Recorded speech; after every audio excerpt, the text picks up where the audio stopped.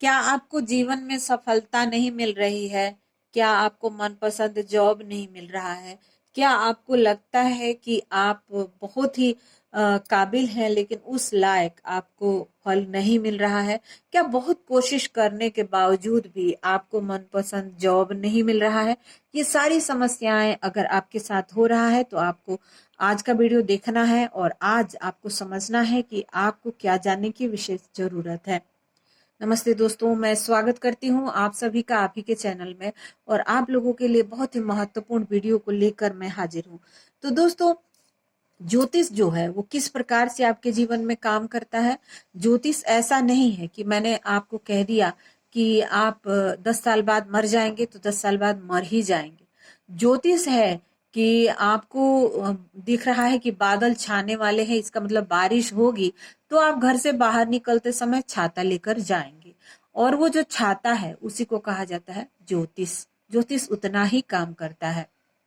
और ऐसा नहीं है कि आप बादल आ रहा है और आप उसको रोक लेंगे छाता लगा के, बारिश होगी ही नहीं।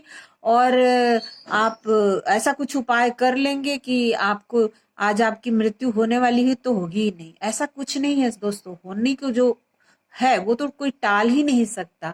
परंतु जिस प्रकार से छाता आपको बारिश से बचा लेता है, उसी प्रकार आप ज्योतिष की रेमेडी करके, ज्योतिष के मंत्र करके अपने लिए प्रोटेक्शन का एक निर्माण करते हैं।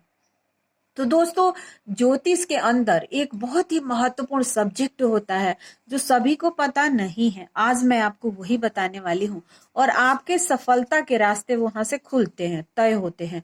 देखिए, आपके माता पिता आपकी जन्म कुंडली बना के किसी कोने में फेंक दिए होंगे, मतलब मेरा मतलब है रख दिए होंगे, और आप उसे नहीं देखते क्योंकि आपको ये पता है कि अंधविश्वास है, वो तो कुछ काम नहीं करता।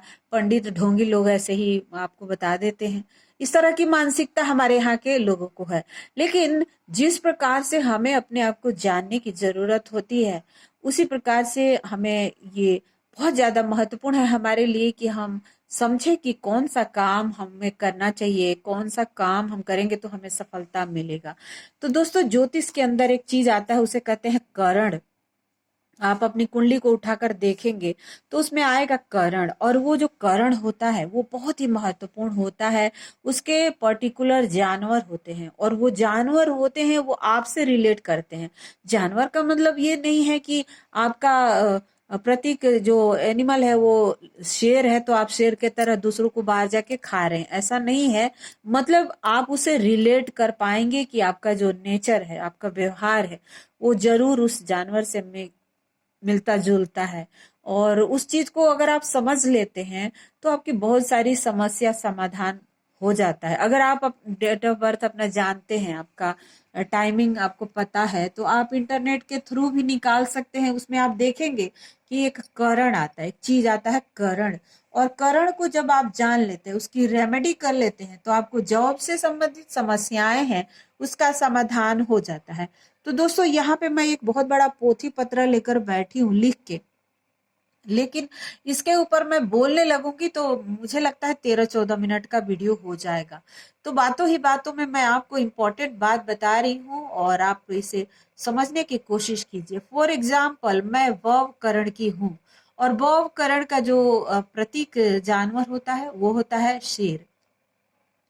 और शेर की बुद्धि कैसी होती है दोस्तों? शेर जो होता है वो सिंह को ही शेर बोलते हैं ना, सिंह होता है। तो सिंह जो होता है वो क्या करता है, वो चुपचाप जंगल में बैठा रहता है। जब उसको भूख लगती है निकलता है और जाके शिकार करता है।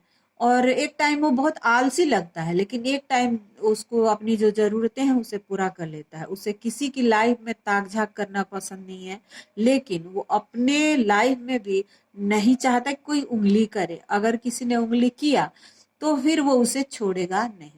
तो दोस्तों, मैं अपने आप को सिर्फ बिल्कुल उस शेर के जैसे मानती हूँ, क्योंकि मैं उससे अपने आप को रिलेट कर पाती हूँ। अब आप देखिए, आप कैसे समझें कि आपका करण क्या है और उसके एनिमल क्या है। तो जल्दी जल्दी आपको मैं इस वीडियो में बता रही हूँ कि आप करण को कैसे समझे। तो देखिए दोस्तों, जो चंद्रमा होते हैं वो जब 6 अंश पर पूर्ण कर लेते हैं तब एक करण कहलाता है। और एक तिथि में 2 करण होते हैं, एक पूर्वार्ध में और एक उत्तरार्ध में। तो दोस्तों कुल 11 करण होते हैं और 11 करण का जो नाम है वो है वौ, वालव, कौलव, तैतिल, गर, वणिज, विष्टि, शकुनी, चतुष्पद, नाग और किस्तुघ्न। तो दोस्तों इन 11 करणों में से कोई आपका होगा और आपकी बुद्धि भी कहीं ना कहीं उसके प्रतीक जो जानवर है उसके साथ मैच कर रहा होगा। अमावस्या के जो उत्तरार्ध में नाग और शुक्ल पक्ष के प्रतिपदा के पूर्वार्ध में किस्तुघ्न करण होते हैं। और 4 जो करण होते हैं दोस्तों किस्तुघ्न, चतुष्पद, शकुनी, नाग, ये 4 करण हर माह में आते हैं और इन्हें स्थिर करण कहा जाता है।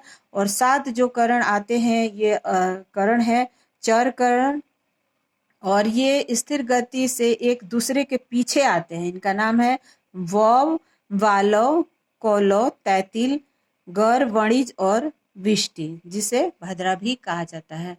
तो दोस्तों इस प्रकार से 11 करण होते हैं और 11 में से 4 जो है स्थिर हैं और 7 जो है वो चर हैं। तो दोस्तों जो अलग अलग करणों के अलग अलग जानवर होते हैं। अब आपके करण के कौन से जानवर हैं इसको देखने के लिए आपको पूरा वीडियो देखना पड़ेगा, लेकिन वीडियो हो जाएगा बड़ा। तो आप अगर खुद से जान सकते हैं तो जानने की कोशिश कीजिए और नहीं तो आप अपना यहाँ पर क्वेश्चन कर लीजिएगा कि मैं इस करण का हूं तो मेरा एनिमल कौन सा होगा, तो मैं आपको बताने की कोशिश करूंगी। तो फॉर एग्जाम्पल अगर आप बालव करण के हैं तो इसका प्रतीक चिन्ह है चीता और यह कुमार अवस्था है। और अगर आप कौलव करण के हैं तो इसका जो प्रतीक चिन्ह है वो सुकर है यानी सुअर। यह श्रेष्ठ फल देने वाला, अब नाम से देखिए सुअर है लेकिन फल श्रेष्ठ देता है। और इसका अवस्था जो है उत्तरार्ध माना जाता है। और अगर आप तैतिल करण के हैं तो इसका जो प्रतीक चिन्ह है वो है गधा और इसका जो अवस्था है वो अशुभ माना जाता है क्योंकि सुप्त अवस्था, सोई हुई अवस्था है। तो दोस्तों आपका कौन सा करण है आप जानने की जरूर कोशिश कीजिए। और उसकी रेमेडी भी होती है, अलग अलग करण की अलग अलग रेमेडी होती है।